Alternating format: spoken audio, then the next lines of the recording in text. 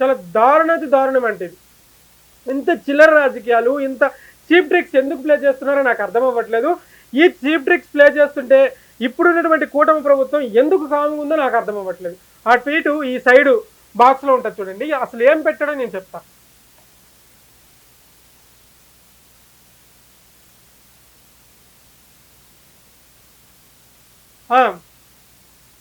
ఒక ప్రముఖ కంపెనీలు ఏంటి గూగుల్ యూట్యూబ్కి ట్యాగ్ చేసి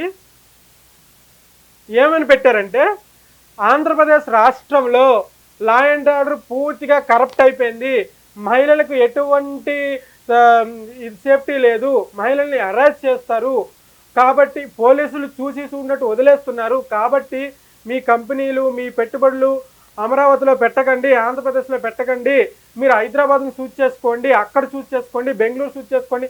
ఎందుకు ఇవన్నీ అంటే మీరు చెయ్యరు, మీకు చేత కాదు, చేసినన్ను కూడా చేయనీయరా?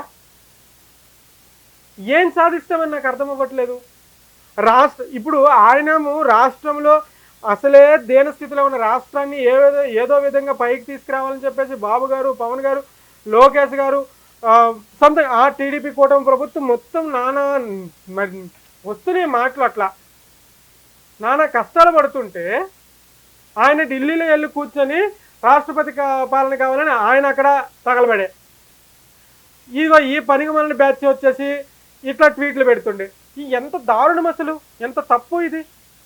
ఇది ఇది ఎందుకు కూటమి ప్రభుత్వం సైలెంట్గా ఉంది, ఎందుకు సమన్వయం పాటిస్తుంది? ఇదే ట్వీటు వైఎస్ఆర్సీపీ పార్టీ అధికారంలో ఉంటే టీడీపీ పర్సన్ ఇదే ట్వీట్ పెట్టుంటే ఇప్పుడు వరకు వదిలేవాడిని, ఆయన వదిలేవారా?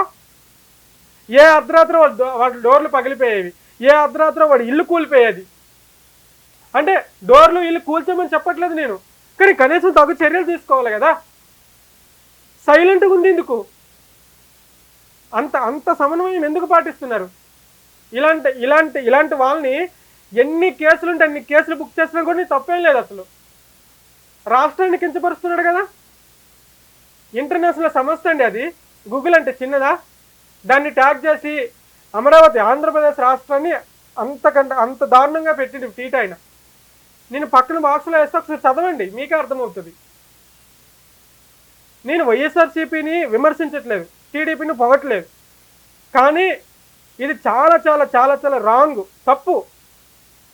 మనం వైఎస్ఆర్సీపీ అధికారంలో ఉన్నప్పుడు మనం చేసే దుర్మార్గాలు, మనం చేసే అన్యాయాలు, మనం చేసే అక్రమాలు ప్రజలు చూసే ఒక తంతు 11 సీట్లు పడిపోయినాయి.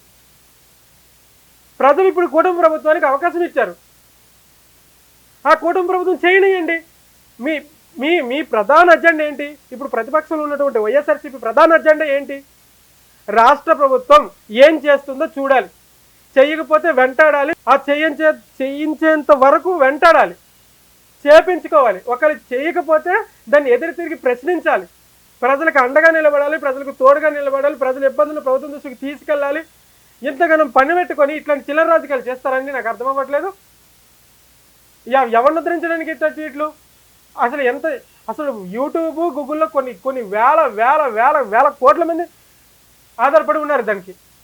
వీళ్ళందరి దగ్గర ఇప్పుడు రాష్ట్రం పరువు పోయినట్టే కదా.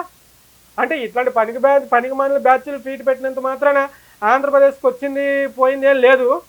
కానీ ఎందుకంటే ఇట్లాంటి రాజకీయాలు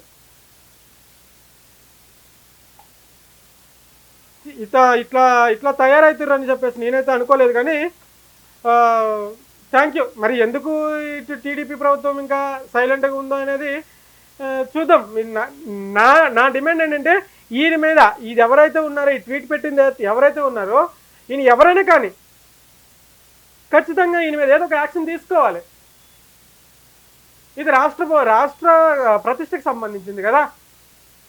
మీకేమైనా కక్షలు ఉంటే, మీకేమైనా గొడవలు ఉంటే అవి గొడవలు మాట్లాడండి, లేకుంటే అవి ప్రజల తరపున పోరాడండి.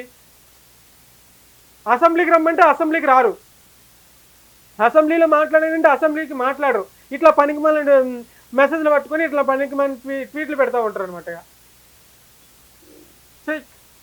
Thank you.